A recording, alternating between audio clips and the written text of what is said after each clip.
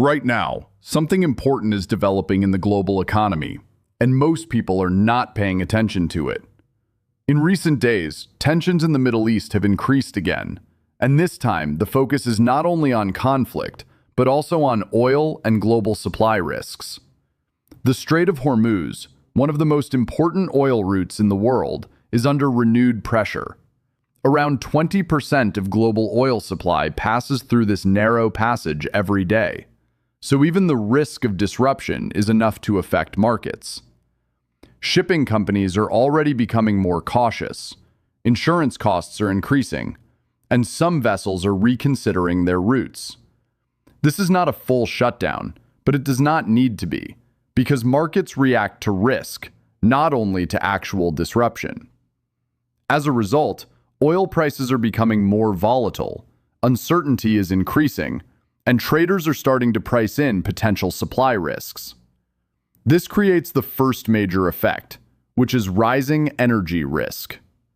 When energy becomes unstable, the impact spreads across the entire economy.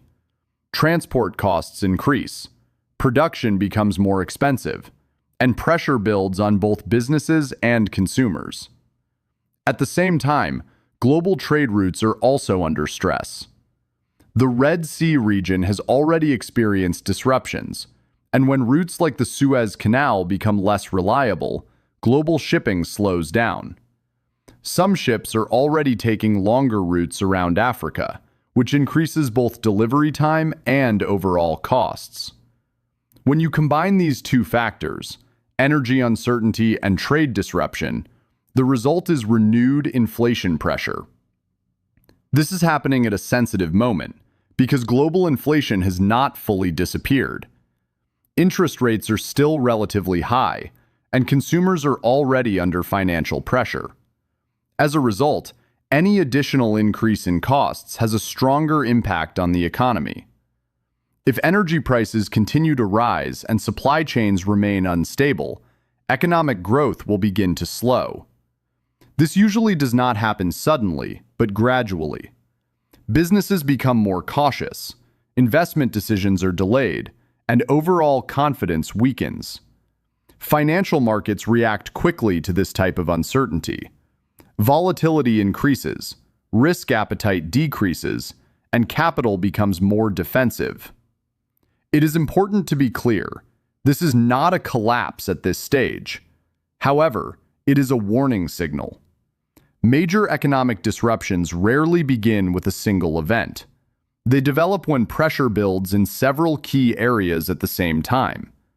Right now, energy, trade, and inflation are all showing signs of stress. The key question is not whether this situation matters, but how far it will develop. If tensions stabilize, markets will adjust and the impact will remain limited. If disruptions continue, costs will stay elevated and economic pressure will increase. But if the situation escalates and significantly affects major oil flows, the impact will extend beyond the region and become global. In that case, the effects will spread quickly across markets and economies. This is why the current situation should not be seen as just another headline. It represents a developing risk, and the global system has already started reacting to it.